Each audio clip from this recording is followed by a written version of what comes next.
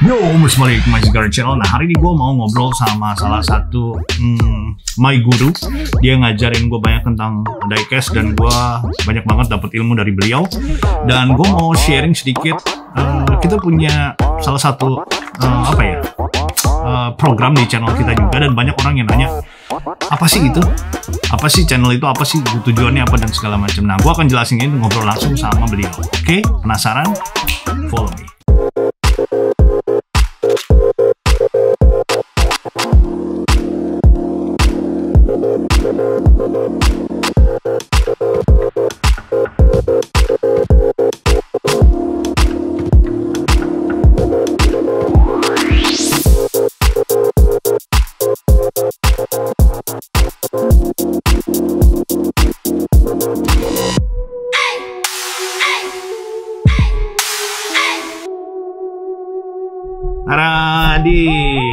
There's a man behind the Check Sound di Mari. Check Sound di Mari. Oke. Jadi gini Omers, gue hari ini kayaknya nggak perlu dikenalin lagi lah ya. Semua udah kenal Om Kemas ya. Oke. Perkenalkan lagi dong. Oke, saya Kemas Julius dari Check Sound di Mari. Check Sound di Mari. Oke, jadi ceritanya gini Omers, kita sempat waktu itu ngobrol ya. Ternyata dunia mainan yang mau kita tampilin ke para penonton ini, omers yang pencinta diecast, ternyata mereka juga ada sisi lain yang mereka mau pelajarin dari sisi mainannya gitu. Betul. Nah, Om sendiri udah berapa tahun nih di dunia mainan total ya?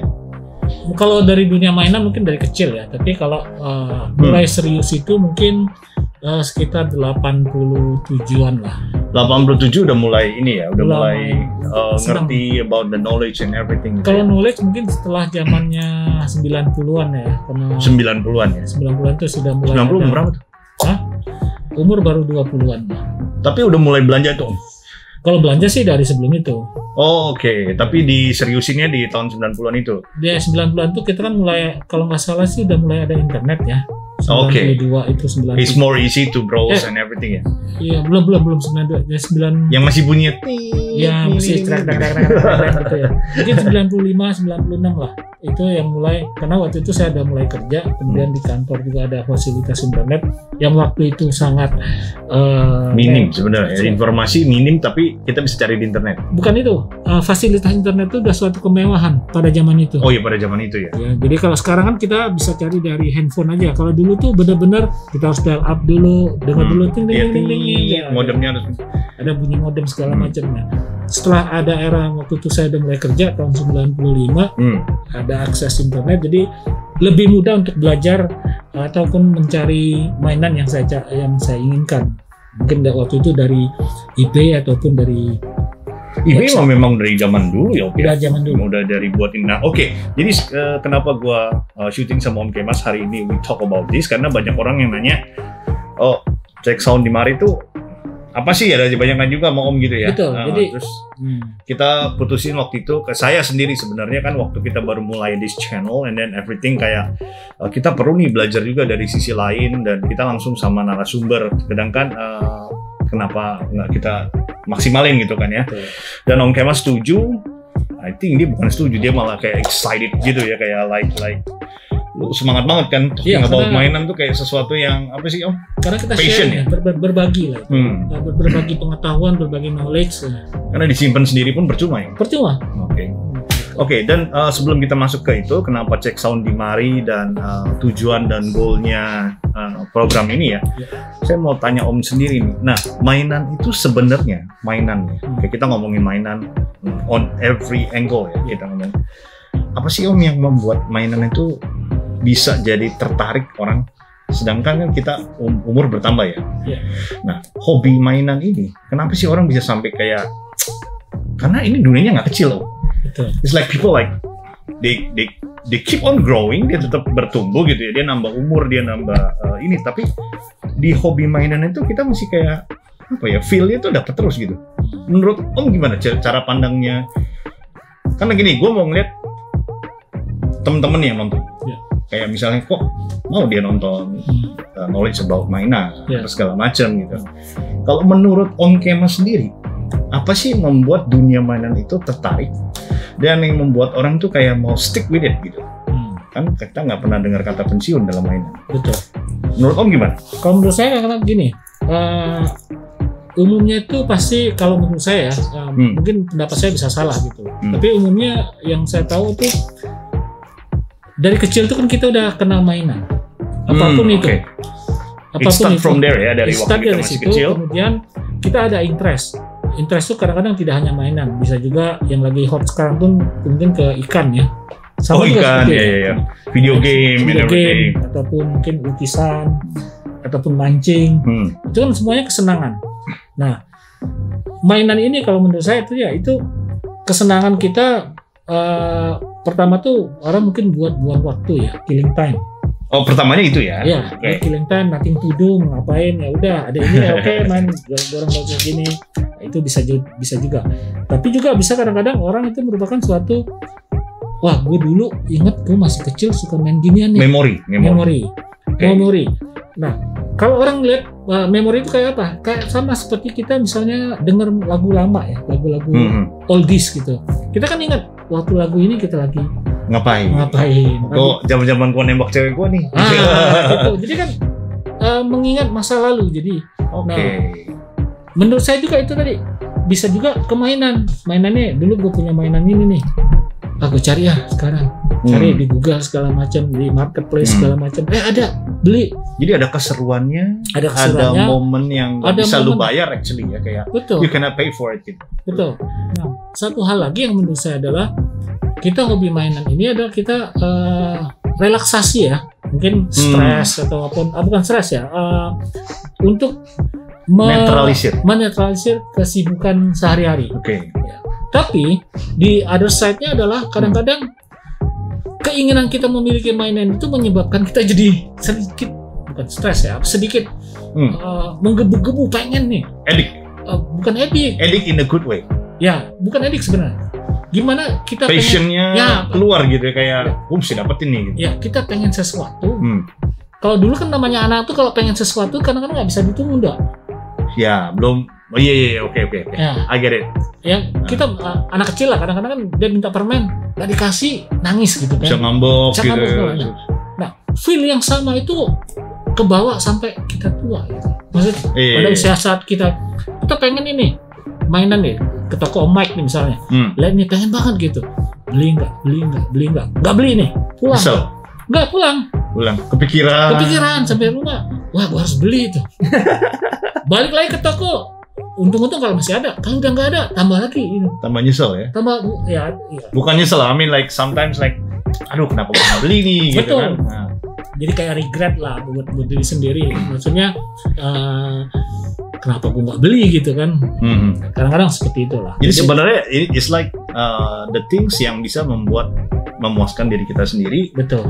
Tapi dengan kacamatanya masing-masing ya. Masing-masing beda. Karena interest kita kan beda-beda tuh. Betul. Karena aku lihat juga kan kalau kita ngomongin yang Check Sound di Mari ini kan Check Sound di Mari ngebahasnya bukan cuma diecast Hot Wheel aja, tetapi beberapa informasi yang disampaikan itu yang mungkin kita belum pernah dengar. Mungkin kita taunya nggak cuma dari Om Kemas, karena Om Kemas juga berusaha bawa narasumber yang lebih paham di bidangnya seperti itu. Nah, kita berusaha banget buat ngasih informasi buat teman-teman ya. Termasuk sebenarnya saya juga pas nonton ini, gitu ya, gitu kayak sesuatu yang baru. Kadang aku nanya Om Kemas, oh masa sih Om merek ini begini gitu, tahun ini berapa? Itu sesuatu yang kayaknya to kill the kebosanan kita gitu. Kita dapat sesuatu kayak orang baca buku, dapat sesuatu kayak gitu. Nah jadi Check Sound di Mari itu kata-katanya sebenarnya karena Om Kemas tuh sering posting di social media. Setiap kali dia ada di mana, apa this your tagline? Ya, jadi sebenarnya Check Sound di Mari itu kan kalau kita terjemahkan secara bahasa itu kan gue lagi di sini nih. And you telling something yang di mana lu lagi berada. Betul. Itu kan artinya informasi. Sebenarnya Check Sound di Mari itu kan gue lagi di sini kurang lebih. Itu sama, jadi kadang-kadang kita butuh istilah yang misalkan dulu ada istilah testing the water. Testing the water kan kayak kita misalnya pengen sesuatu tapi kita tidak bisa menjelaskan dengan kata-kata tapi harus dirasain. Harus dirasain segala macam. Harus dialamin. Testing the water ada juga istilah juga cek ombak. Cek ombak. Ya, cek ombak tuh sama kayak testing the water. Nah, kenapa saya pakai istilah cek sound di mari itu? Karena mungkin karena background saya orang teknik. Kalau lihat orang lagi setting audio itu kan cek 1 2 3 cek 1 2 3 itu kan kayaknya sesuatu yang apa gimana gitu loh. Sampai sekarang pun kalau ada orang lagi cek sound benar-benar cek sound yang buat entah itu buat acara itu, saya kadang-kadang masih menikmati lucu, ada sesuatu yang apa ya, adalah susah ngomongin, susah diomongin lah pokoknya. Tapi I get it. Maksudnya kayak lo check sound di mana is like you testing something di awal tuh bahwa ini lu bisa bekerja nggak alat ini gitu kan? Gue lagi di sini dan I'm okay gitu. Gitu.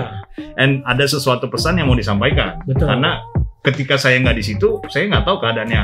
Saya yang lihat apa segala macam. Betul. Kan berarti when you on that position, on that spot, ya kita bisa jelasin ke orang. Betul. Jadi memang sampai ada yang bertanya, atau khususnya ada teman dari Malaysia, dia sebenarnya cek sound di mari itu artinya apa? Saya memberi contoh ya seperti kita ngecek sound system aja gitu. 1 2 3 1 2 3. Oke. And then gue decide tuh karena gue punya channel banyak juga yang menurut gue nggak mau sesuatu yang sama. Gue ajak Om Kemas bersedia nggak gini-gini, and then he very excited to help, and then dia juga seneng ngelakuinnya. Terus saya kasih judul, udah kenapa nggak cek sound di mari aja gitu kan, udah otentik, orang taunya Om Kemas.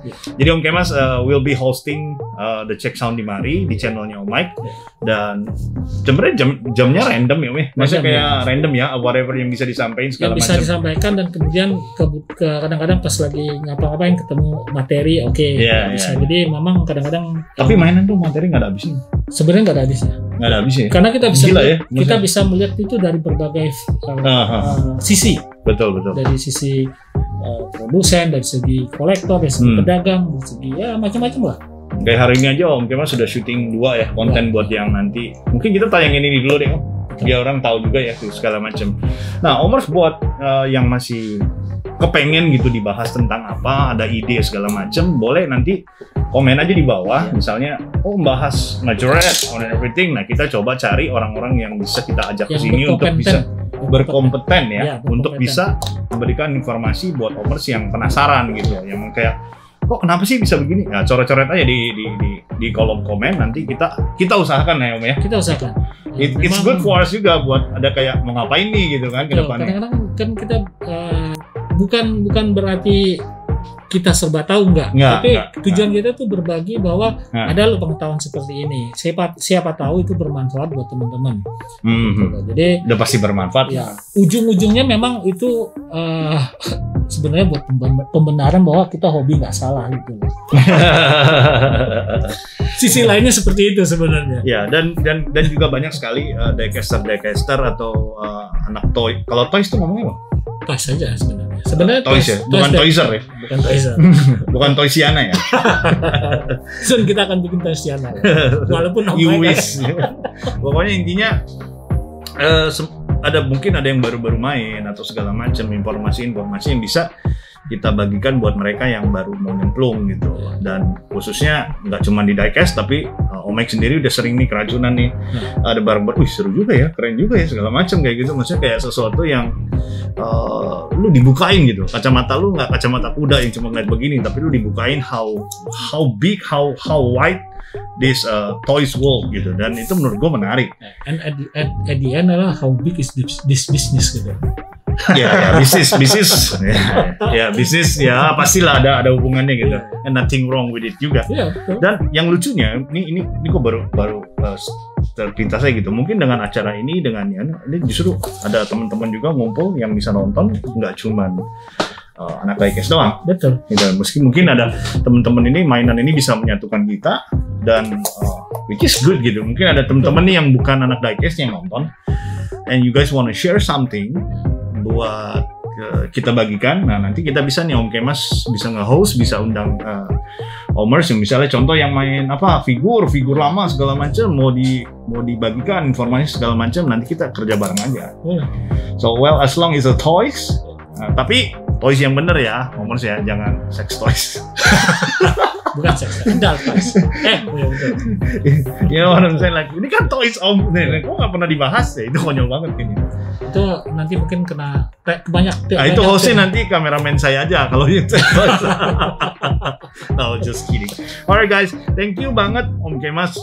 Semoga ini sedikit informasi ini bisa membuat kayak sedikit sugesti teman-teman mau nungguin acaranya program ini biar kita juga tambah semangat ya Om ya, bisa ngebagiin terus buat semua. Karena otomatis kita kan juga berusaha mencari lagi apa yang bisa kita share gitu. Karena masih banyak banget konten di luar sana yang menurut gua. Yang di meja ini kalau kita bahas satu-satu kan waduh nggak bisa-bisa nih. Oh iya pasti.